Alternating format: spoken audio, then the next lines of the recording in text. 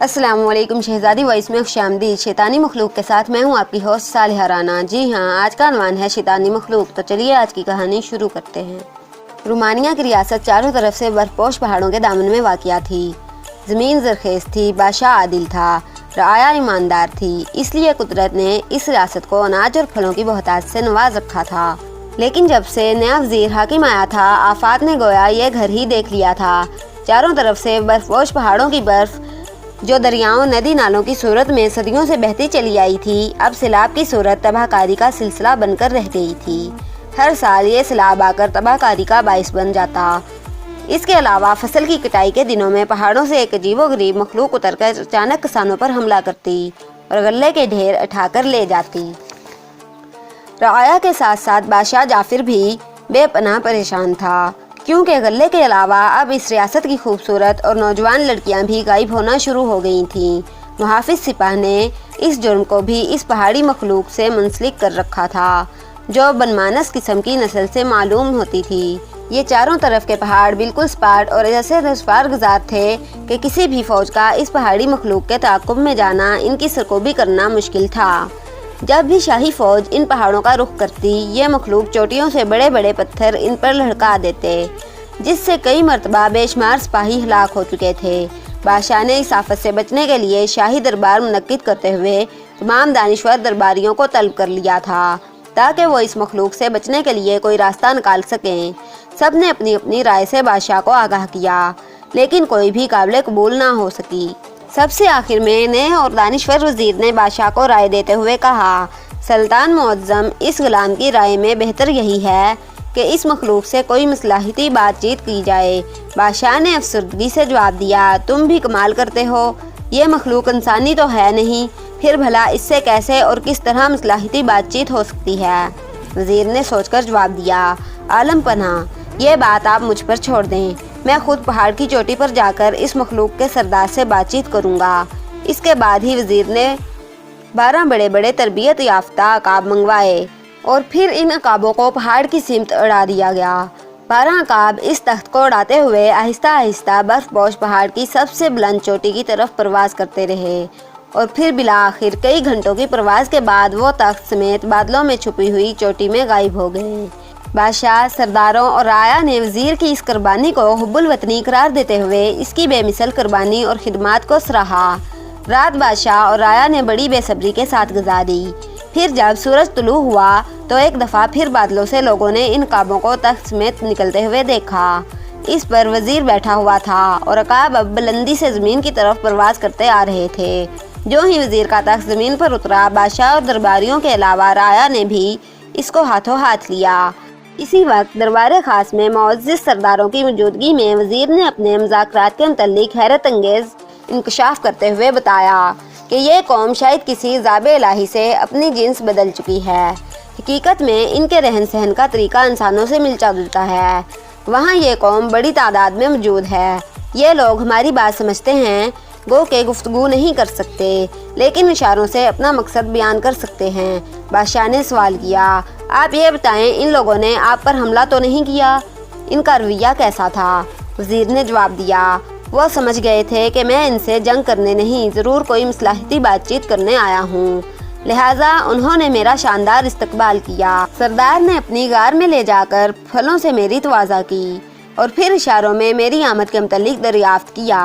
मैंने अपनी आमद का मकसद बयान किया तो इसने इशारों में जवाब दिया, अगर हम लोग हर साल अपनी अजनास की पैदावार का 1/4 हिस्सा और 100 नौजवान लड़कियां इनके हवाले कर दें तो हमारे साथ इनके दोस्ताना ताल्लुकात कायम हो सकते हैं।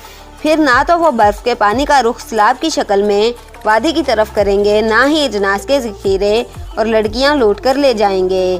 बादशाह ने बेसब्री से सवाल किया, फिर तुमने क्या जवाब दिया? वज़ीर आज़म ने कदरे डरते डरते जवाब दिया, आली पनाह, रियासत में अमन व अमान कायम रखने, राया की इज़्ज़त और माल की हिफाजत के लिए मैंने इनकी इस शर्त को तस्लीम कर लिया है।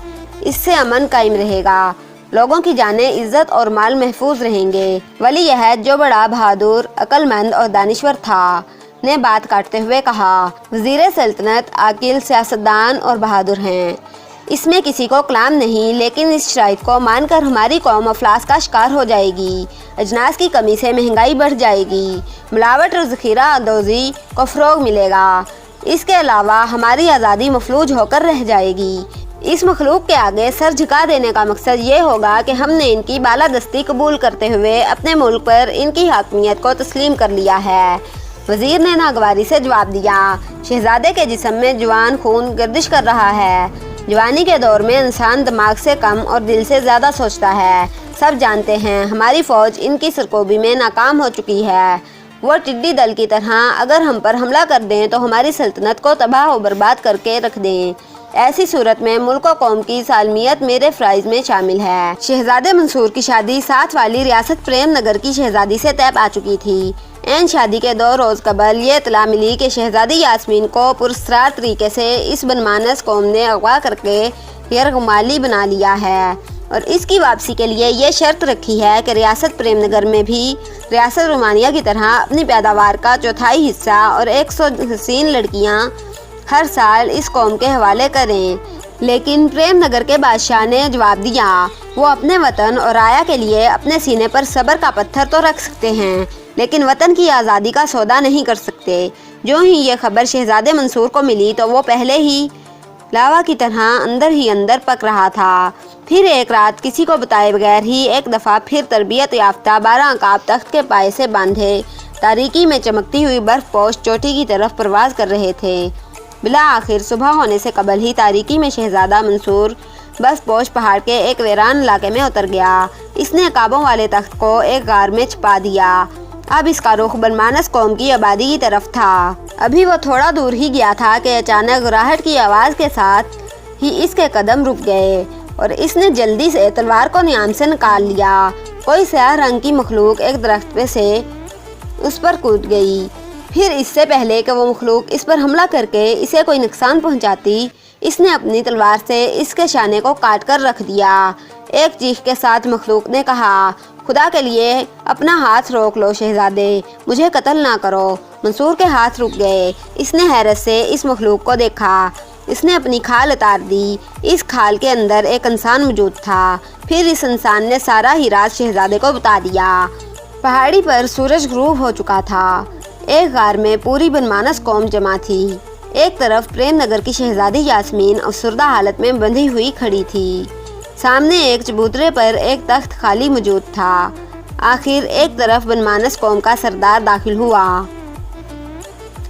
ساری قوم اٹھ کر تعظیم کے لیے کھڑی ہو گئی۔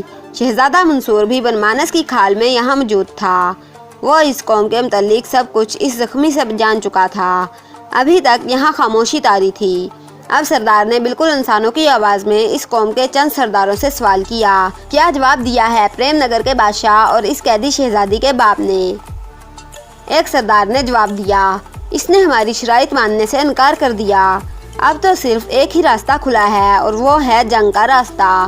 تم بالکل بے وقوف ہو، ہمیں جنگ سے پرہیز کرنا چاہیے، اس سے ہمارا راز کھل جانے کا اندیشہ ہے۔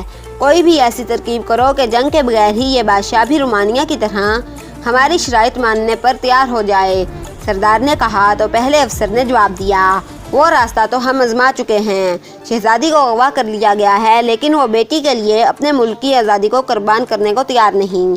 سردار نے کہا، ایک آخری کوشش اور کر کے دیکھ لو، اسے پیغام بھجوا دو کہ اگر کل تک اس نے ہماری شرائط تسلیم نہ کی تو شام تک شہزادی کا سر اسے بھجوا دیا جائے گا۔ اس کے علاوہ برفانی پانی کے سیلاب کا رخ بھی اس کی ریاست کی طرف پھیر دیا جائے گا۔ اس کے بعد ہی سردار اٹھ کر چلا گیا۔ شہزادہ منصور جو بدمانس کی کھال میں موجود تھا، اس کے تعاقب میں روانہ ہو گیا۔ سردار تھوڑی دور موجود ایک غار میں داخل ہو گیا۔ اب شہزادہ منصور بھی ان محافظ سپاہ میں شامل ہو چکا تھا۔ شہزادے نے دیکھا ایک طرف سدھائے ہوئے عقابوں کا تخت موجود تھا۔ اس کے علاوہ اس غار میں بے شمار مال و دولت اور سامان تعیش موجود تھا۔ شہزادے منصور نے ایک ایک کر کے اس دوران میں تمام محافظوں کو ٹھکانے لگا دیا۔ اب وہ تنہا رہ گیا تھا، جبکہ دوسری طرف سردار عیش و عشرت میں مصروف تھا۔ اس کے سامنے اغوا کی ہوئی کئی خوبصورت عورتیں زرق برق لباس پہنے برق لیے ناچ اور گا رہی تھیں۔ آخر آدھی رات کے وقت سردار نے اشارے سے سب کو یہاں سے چلے جانے کے لیے کہا۔ तमाम रकासाएं चली गईं तो सरदार तन्हा रह गया। वो एक आलीशान कुर्सी पर बैठा पहाड़ी फल खा रहा था। कैसे घबराहट महसूस हुई। सरदार ने घबराहट की आवाज़ की सिमत देखकर मुस्कुराते हुए कहा, उल्लू के पट्टे, यहाँ कोई गैर मौजूद नहीं, आमद का मकसद बयान कर। लेकिन जवाब में मजीद घबराहट के साथ ही एक बनमानस इसके सामने आ खड़ा हुआ। एक दफ़ा फिर सरदार ने गुस्से से सवाल किया, क्या आफत आन पड़ी है जो इस वक्त अपनी मनहूस सूरत लेकर आया है? ज़ुबान क्यों नहीं खोलता? लेकिन जब घबराहट मुसलसल जारी रही तो सरदार को खदशा पैदा हो गया कि शायद कोई असली बनमानस यहाँ आ निकला है। फिर इससे पहले कि इसके हाथ तलवार तक पहुँचे, बनमानस ने इस पर हमला कर दिया। सरदार बूढ़ा था और बनमानस नौजवान। फिर क्या था, बनमानस से सरदार को उठा कर पटकना शुरू कर दिया। सरदार ने मुहाफ़िज़ों को चीख चीख कर पुकारना शुरू कर दिया, लेकिन इनको तो शहजादा मंसूर पहले ही ख़त्म कर चुका था। आखिर जब बनमानस ने मार मार कर सरदार को खूब अच्छी तरह ज़ख्मी कर दिया और सरदार इसे असली बनमानस समझ बैठा, तो अचानक इस बनमानस ने अपनी खाल उतार दी। ये शहजादा मंसूर था। सरदार ने ज़ख्मी होने के बावजूद भागने की कोशिश की, लेकिन मंसूर ने कहा, अब कोई तुम्हारी मदद को नहीं आएगा, तुम अपनी खाल से बाहर आ जाओ सरदार। जब सरदार ने खाल उतारी तो इसके अंदर से वज़ीर आज़म जाफिर बरामद हुआ। इसने शर्मिंदगी से अपना सर झुका रखा था। शहजादे ने कहा, जालिम इंसान, तूने न सिर्फ नमक हरामी करते हुए अपनी रियासत को कंगाल और कलाश करके रख दिया, प्रेम नगर की शहजादी और मेरी होने वाली बीवी को भी अगवा किया। गुलाम का तोक इस आज़ाद रियासत के भी गले में डालना चाहा। तुम इस काबिल नहीं हो कि जिंदा रह सको। वज़ीर आज़म ने शहजादे के कदमों में गिरकर गिड़गिड़ाते हुए कहा, शहजादा और हुज़ूर, मेरी खता माफ़ कर दें, मेरा पर्दा फाश ना करें। अगर माफ़ नहीं कर सकते तो अपने हाथ से यहीं कत्ल कर दें। शहजादे ने जवाब दिया, मैं तुम्हारे खून से अपना हाथ नहीं रंगना चाहता। अपने गुनाहों की माफ़ी अल्लाह ताला से मांगो। तुमने जो हमारी रियासत की फ़ौज को बनमानसों की खाल में पोशीदा करके यहाँ अपनी सल्तनत कायम कर रखी है, इन सब को आज़ाद कर दो। शहजादी यास्मीन को इज़्ज़त और एहतराम के साथ हमारे हवाले कर दो। मैं वादा करता हूँ तुम्हारा राज फाश ना होगा। वज़ीर आज़म सर झुकाए शहजादी को लाने का वादा करके यहाँ से चला गया। शहजादा मुतमईन था कि इसने अपने गुनाहों की माफ़ी मांग ली है, लेकिन जल्दी ही वज़ीर आज़म दोबारा गार में दाखिल हुआ। अब इसके साथ कई मसलह बनमानस थे। इसने आते ही हुक्म दिया, इस बहादुर लेकिन बेवकूफ़ शहजादे को गिरफ्तार कर लो। शहजादे ने मुज़ाहमत करने के लिए तलवार निकाल ली, लेकिन वो तन्हा सबका मुकाबला ना कर सका और गिरफ्तार कर लिया गया। एक दफ़ा फिर गार में दरबार मुनक्किद हुआ। वज़ीर आज़म ने अब अपनी खाल उतार रखी थी। इसने अपने साथियों को हुक्म दिया, क्योंकि ये शहज़ादा हमारी इसलियत से वाकिफ़ हो चुका है, इसलिए इसका ज़िंदा रहना हमारी मौत है। बेहतर है इसको इसकी होने वाली बीवी के साथ ही ज़िंदा आग में जला दिया जाए, मैदान में अलाव रोशन किया जाए। शहज़ादे ने जवाब दिया, अक्लमंदों ने ठीक ही कहा है।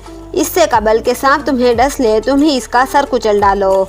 मैंने ये गलती की थी, लेकिन याद रखो, मेरी ज़िंदगी ही तुम सबको तबाही से बचा सकती है। वज़ीर आज़म ने कहकहा लगाते हुए जवाब दिया, बातों की शब्दाबाजी से तुम अपनी जान नहीं बचा सकते। शहज़ादे, मौत तुम्हारा मुकद्दर बन चुकी है। जल्दी ही मैदान में आग का अलाव रोशन कर दिया गया और फिर शहज़ादी यास्मीन और मंसूर को बांधकर इस अलाव के पास लाया गया। यहाँ एक मोटे से दरख्त के तने पर एक मजबूत और लंबी शाख को क्रेन के हेड की तरह फिट किया गया था, लिहाजा इस शाख के सिरे पर दोनों को मजबूती से बांध दिया गया। शहजादे ने फिर कहा, वज़ीर आज़म जाफिर, मैं आखिरी मर्तबा तुम लोगों से कहता हूँ, अपनी तबाही को आवाज़ ना दो। तुम्हारे और इन तमाम तुम्हारे साथियों के जिस्मों में हमारा ही नमक लहू बनकर गर्दिश कर रहा है, इसलिए मुझे तुम लोगों से हमदर्दी है। जाफिर ने कहकहा लगाते हुए जवाब दिया, हम नमक हराम हैं। शहजादे हुजूर, हमें नमक हराम ही रहने दें और आप मुल्कदम को सुधार जाएं। फिर इससे पहले कि इस शाख को जिससे शहजादा और शहजादी क्रेन के हेड से बंधे हुए थे हरकत में लाया जाए, शोर उठा। वज़ीर आज़म और यहाँ मौजूद नमक हराम सिपाहियों ने हैरत से देखा यहाँ की असली आबादी के वो कई हज़ार बनमानस, जिनको वज़ीर और इसकी यहाँ मौजूद फ़ौज ने जंग करके एक गार में कैद कर दिया था, किसी सूरत से आज़ाद हो गए थे और वो मौत बनकर इनकी तरफ हमला आवर हो गए थे। वज़ीर ने हैरत के साथ सवाल किया, इन वहशियों को किसने आज़ाद कर दिया है? शहजादे ने हंसकर जवाब दिया, तुम्हारी ही फ़ौज के एक नमक हलाल ने। वो तुमसे बेहतर साबित हुआ। मैंने इस पर एहसान करते हुए इसे कत्ल नहीं किया। इसने हक नमक अदा करते हुए मुझे तुम्हारे राज से आगाह किया और इस वहशी मखलूक को कैद से भी। इस वफादार गुलाम अरसलान ने जब मुझे इस आग के दोज़ख के हवाले करते हुए देखा तो वादे के मुताबिक इसने इनको कैद से आज़ाद कर दिया। वज़ीर ने आगबगोला होकर कहा, लानत हो इस अरसलान पर। इसके बाद ही नकली और असली बनमानसों में जंग शुरू हो गई। नकली बनमानस चूँकि असली और नकली में तमीज़ ना कर सकते थे, इसलिए आज़ादी से हमला ना कर रहे थे, जबकि असली बनमानस अपनी बू से ही अपनी कौम को पहचान लेते थे और नकलियों का खात्मा कर रहे थे। अपने साथियों की तबाही देखकर जाफिर ने अपनी गार की तरफ दौड़ लगाई। गार में आकर वो अपने अकाबों के तख्त पर बैठा और फिर सिधाए हुए अकाबों को इशारा किया। वो तख्त को लेकर परवाज कर गए। इस दौरान में गद्दार साथियों की लाशों को फलांगता हुआ अरसलान शहजादे तक पहुंच गया। इसने जल्दी से शहजादे और शहजादी को रस्सियों की बंदिश से आज़ाद करा दिया। वो बेइंतहा जख्मी था और इसके हाथ में खून आलूद तलवार थी। इसने लड़खड़ाती हुई आवाज़ में कहा, शहजादे हुजूर, आप गवाह रहें। मैंने जो नमक हरामी की थी, अपनी ज़िंदगी की कुर्बानी देकर इस दाग को अपने खून से धो रहा हूँ। शहजादे ने कहा, यास्मीन, तुम इसे संभालो, जाफिर फरार होने में कामयाब ना हो जाए। अरसलान ने नहीं फवाज में जवाब दिया, आपको जाने की ज़रूरत नहीं शहजादे, मैंने इस गद्दार का बंदोबस्त कर रखा है। तख्त से बंधे काबों की बंदिश ढीली कर रखी है। अब तो मेरी आखिरी ख्वाहिश यही है कि इन कदमों में जान दे दूं। इससे पहले कि शहजादा अरसलान को संभाले, अरसलान ने अपना सर शहजादे के कदमों में रखा, आखिरी हिचकी ली और ख़त्म हो गया। शहजादे ने मोहब्बत और हसरत से कहा, ए नमक हलाल सिपाही, खुदा तुम्हें अपने ज्वारे रहमत में जगा दे।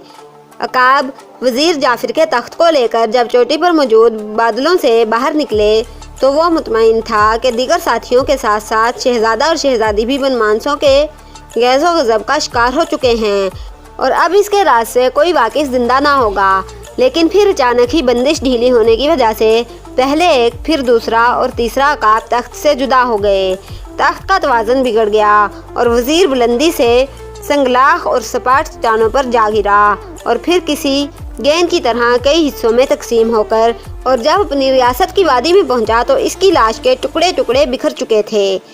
ये इस वक्त भी बनमानस की खाल में मौजूद था। इसके बाद ही शहजादा मंसूर और शहजादी भी अपने तख्त को लेकर वादी की तरफ प्रवास कर गए।